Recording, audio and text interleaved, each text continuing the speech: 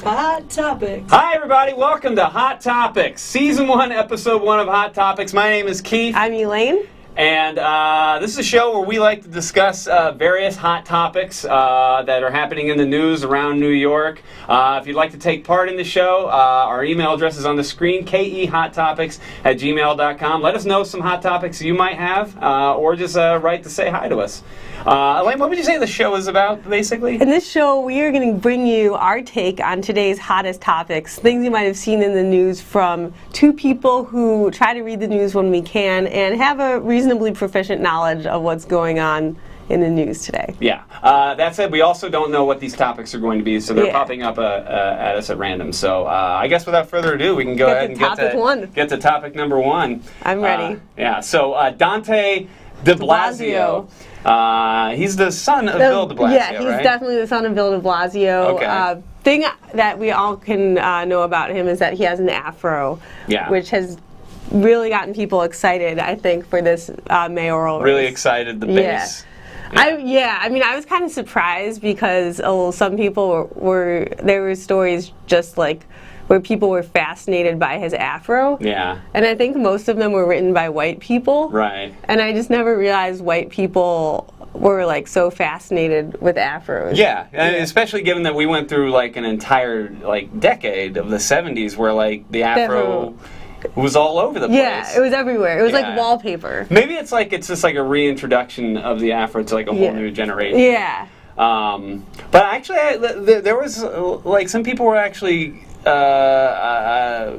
I saying admonishing him right? But like people were down on him having an. I don't know if down on him having an afro, but they were making judgment. Well, and Mayor Bloomberg, I believe, referred to an ad that he was in as racist. Because, really? Because he thought that de Blasio was like exploiting his biracial family. Like playing the race card, but he called the Bloomberg in New York Magazine called it racist. Called it racist because he put his son. His black son, his mixed race son. Well, like would it have been? All right, I think it would be much more racist if he brought in like a stand-in. Yeah, like he had a white son. Yeah. Or he had maybe like an adopted son, like a Chinese son that he wanted to.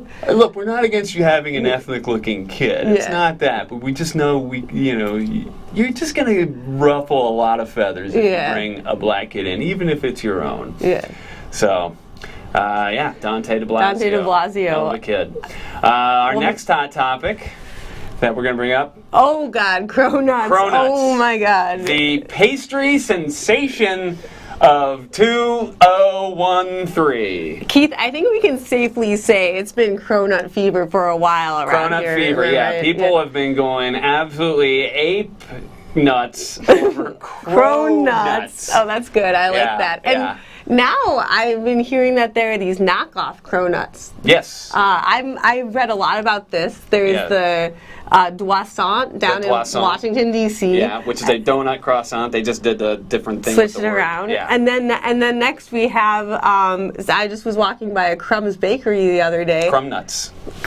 Yeah. And it's like never going to end. Like I don't even know what possible permutation or whatever you could do.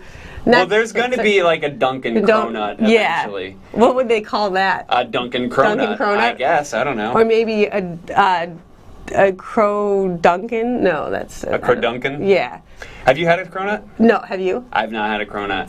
And I don't envision myself ever having a cronut because I'm just not going to get up and go wait in line for a $5 donut. It's $5. I think we need to do this, though. I think if we're going to be talking about it on our show, we owe our viewers the fact that we've eaten a cronut, so we can be kind of authorities on this subject. Yeah. I'm going to be smug and pissy about cronuts up until the day I have one, and then I'm probably going to, line up with the chorus. Go to cronut heaven. Yeah, go to cronut heaven, where cronuts go after they die. They are part croissant, part donut. Yeah. That's what the crow part is for the donut, or for the croissant. Yeah, it's the CR for the croissant and O-nut for the donut. Yeah. I think that they said that something about how cronuts are, or the one that Crumbs made was more donut than It was croissant. more donut than croissant. Yeah, which was interesting. Yeah. All right, next hot topic. These topics are flying everything. Egypt banning the Muslim Brotherhood. Muslim Brotherhood banned. I have to admit, put the kibosh on it. We're done, son. No more Muslim Brotherhood in Egypt. I can't tell you how little I know what that means. I have to admit, I didn't even know that had happened. Yeah. I knew that they had gotten rid of the president. All right, they got rid of the president who was supposed to be part of the Muslim Brotherhood. Like the Muslim Brotherhood was supposed to be like what replaced the Hosni Mubarak, who used to be kind of a good guy, and I guess maybe he never was, but okay, he was somebody we could work with. That's what they say. He was very friendly to the West. I guess, and now the Muslim Brotherhood was, I guess, kind of like seen as like possibly going to bring democracy. Which was also something the West we like, I guess. But I just am now I'm hating myself for this, but I forget the name of that president who was just overthrown, like the guy. Hosni Mubarak? No, the one that came after Hosni Mubarak. Oh, yeah. That makes this Was he part of the Muslim Brotherhood? Well, I think he was, or he was supported by them, or maybe I don't know. Yeah. What was his name? You don't know his name? He was just in the news. They just told. I feel like not not Bashar al-Assad. That's Syria. That's Syria. We have a lot of. Sometimes Americans, we get too many leaders. We have to remember at once. It's not that we don't know. It's just we know too many. We know too many. We know too much. Yeah. There's a new Iranian president, and See, but this is the whole thing with the hot topics is sometimes we don't know what we're talking about. Right. Sometimes. That's cool. We keep it real. Yeah. Hey, we got cronuts. Hey, we got cronuts. We nailed that. Yeah. And Dominique Ansel. Yeah. All right. Next hot topic. Yeah. We're gonna do another hot topic. Louis C.K. not allowing his daughters to have cell phones. Okay. Now this was something I was just flying around Facebook and social media. Yeah, everyone was reposting it. So putting it out, which is ironic because it's like he's not letting his daughters have cell phones. Yeah. He gave a take part in the thing that he's That I think that talk really cut to the core of the issue for a lot of people. What do you think? I agree. Like. Particularly the part that resonated with me was how he said that because kids or just people in general are just becoming so disconnected with like human face-to-face interaction, it like makes it easier for people to just be meaner to each other. When he cited the example of like, if you go up to a kid and you say, "Hey, you fat piece of shit," and you watch that kid cringe and then, I don't feel good about that. But if you just, whereas opposed to just texting it, you never really... You never see the reaction. Yeah, you never, it's like, maybe it does lead to like poor socialization skills, maybe the creation of more psychopaths.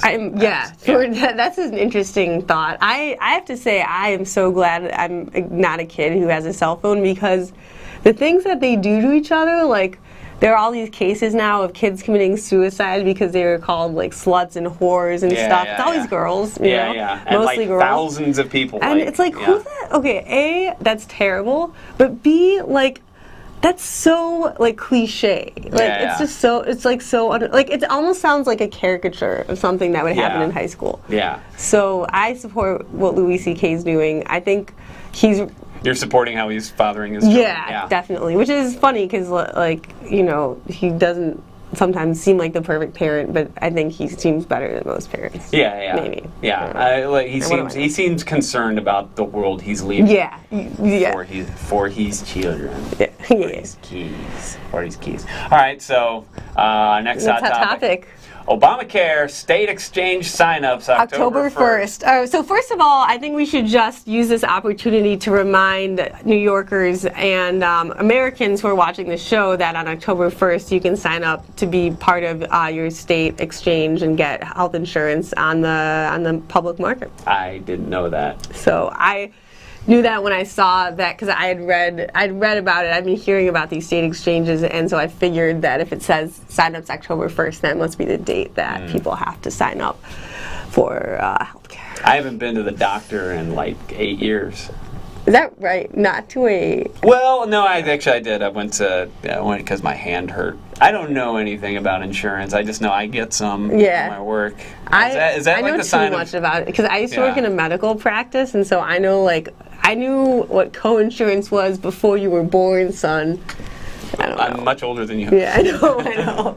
I knew what it was when you were 30 and I was 23. Yeah. But yeah. I have a complete face, by the way. I don't know why my face is. I know. This is actually what I look like. I walk around every day and I have like a weird thing. And people are like, "Are you okay? We should do a show about that. Were you in Chernobyl?" And I'm like, "No, I was not in Chernobyl." Not in Chernobyl. Thank you very much. But here's the thing about healthcare. I think Obamacare is good. I'm a little upset with this whole Ted Cruz thing right now, and we're gonna stay tuned for that one because that's the real story, right? Yeah. Hopefully, I'll be read up on that. Ted Cruz is it? What? You know who that is? The guy from Risky Business. Yeah, right. Nope. Show me the money. All right, going on to our next hot topic. Next I think. hot topic. Yeah. Breaking Bad. Oh God.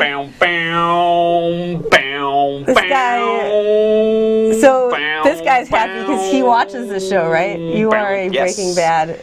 Yes, I'm all caught up, and then the series finale next Sunday. The series is going to be over? The series is over, yeah. What? The series is ending. It's coming to its natural crescendo. It's going, the whole thing is going to be over and done with. The final 2 episodes, each 75 minutes long. I mean, it's kind of hard to go into talking about it without dropping some spoilers. I don't want to do that, but what a fantastic ride. I've watched the first episode of Breaking Bad because I'm always behind on TV and I still haven't seen The Wire. Right. So here's what I know about Breaking Bad. Bryan Cranston, meth. He wears his underwear when he's cooking meth. And they go out in a van in the desert, and he blows up these guys. Okay. He kills these guys. All right. I mean, I guess if they were just to do that for the entire series, just keep doing that. Yeah. Oh, and the guy Saul Goodman is the lawyer. Yes, Saul Goodman played by Bob Odenkirk. Which actually he wasn't in the episode I saw, but I know that just through general knowledge. I'm up on things. Yeah. But no. What's the name of the character that Bryan Cranston plays in Breaking Bad? Walter White. Okay, that's right. All right. And Walter White is a chemistry teacher who develops cancer, and in an attempt to provide money for his family because he won't be able to leave enough of a fortune to him, he decides to undertake cooking methamphetamine with a former student of his, Jesse, played by Aaron Paul. Great. Well, thanks, Keith. Yeah, sure. I think we kind of move on to our next. I don't know Obamacare, but I know Breaking Bad. Yeah, right. This is basically the representative American. Yeah. All right. What's our next hot topic? That's a clean save. Well, so now we're just going to move on to a new segment altogether. Those were our hot topics. Now we're going to do reviews of movies we haven't seen. Movies we've seen. Yeah. Basically, the way this works is Elaine and I each compiled a list for each other of movies that we know that the other person hasn't seen, and we each have to give a little bit of a review of those movies as though we've actually watched them. And our reviews are going to be judged by our showrunner, Adele.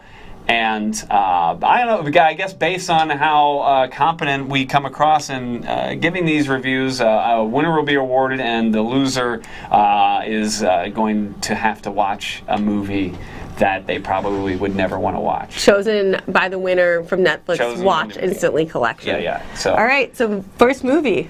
Yes. Liam Neeson, Taken 2. All right, I gave this movie a solid 3 stars. I like this movie. I love Liam Neeson, but this movie just didn't know exactly what it was trying to be.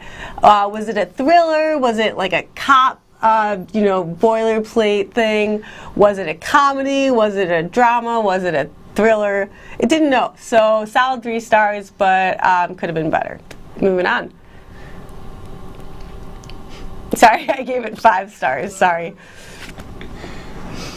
Taken to a movie she hasn't seen.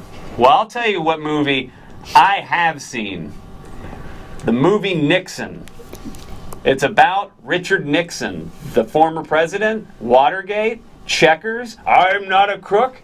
Anthony Hopkins nails it, plays Richard Nixon so well, you would think you're just watching a PBS documentary about Watergate. His wife is played by Meryl Streep.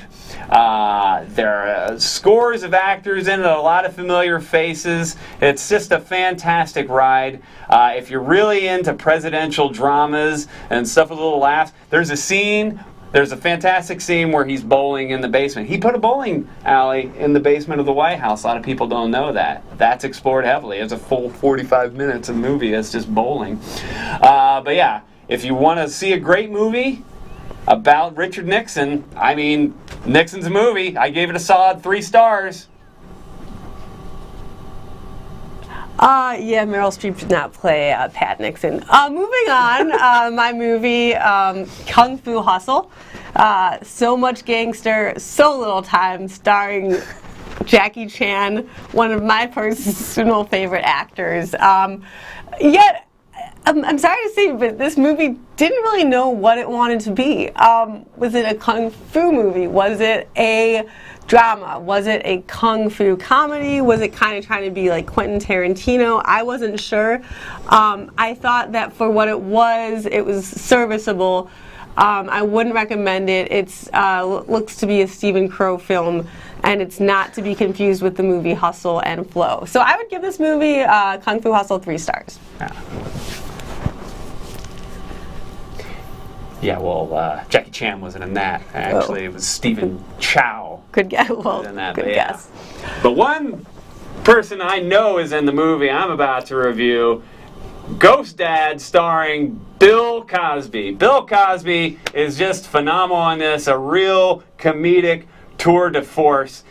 Bill Cosby plays a character of Leon Stetz, who tragically dies in a car crash after taking his kids to school and spends a majority of the movie not realizing he's dead.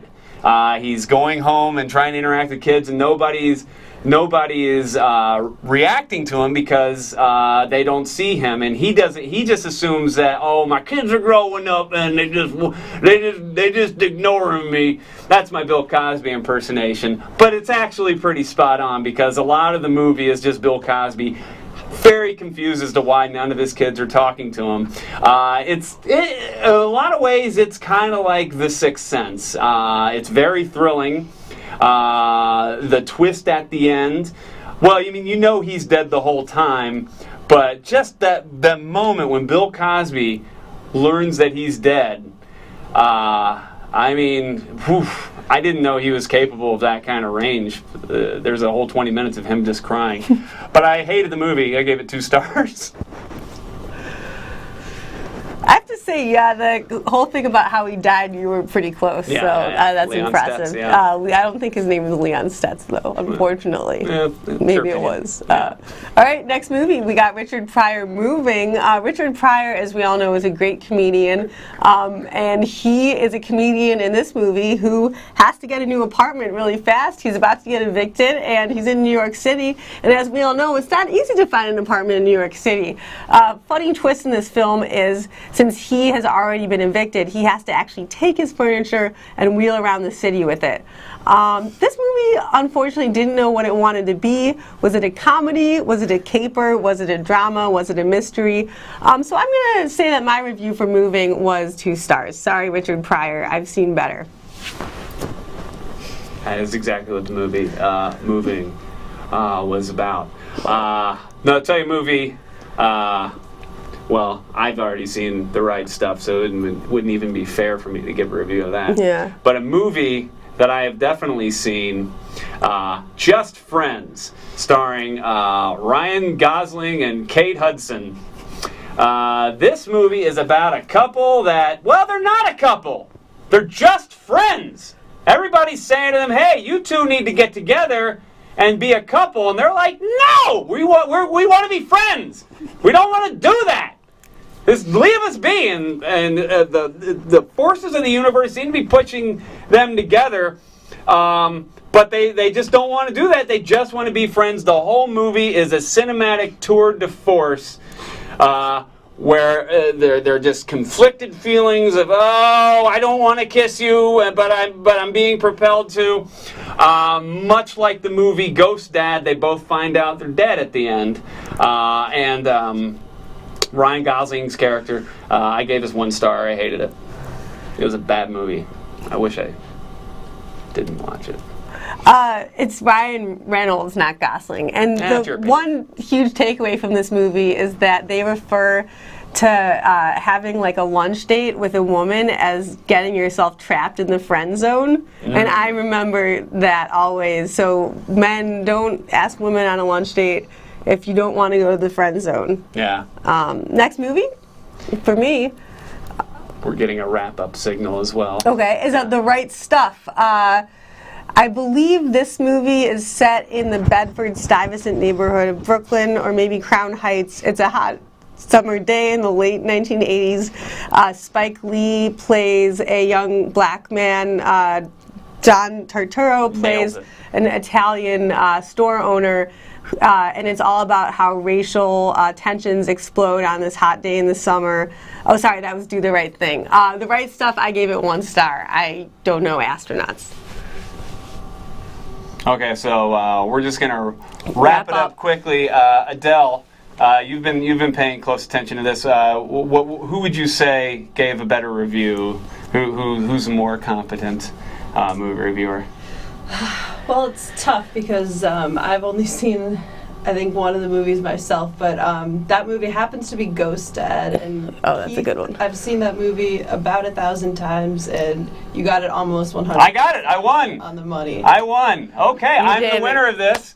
Thank you for watching Keith and Elaine's Hot Topics. Elaine is going to have to watch the movie 12 Dogs of Christmas. Oh, God. Okay, well, I'll be watching it this week. Next week when you tune in, I will be able to summarize the plot of 12 Dogs of Christmas and give a review or actually know what I'm talking about. KEHotTopics@gmail.com. Thank you for watching. Follow us on Twitter at KEHotTopics. We'll be seeing you next Wednesday. Bix.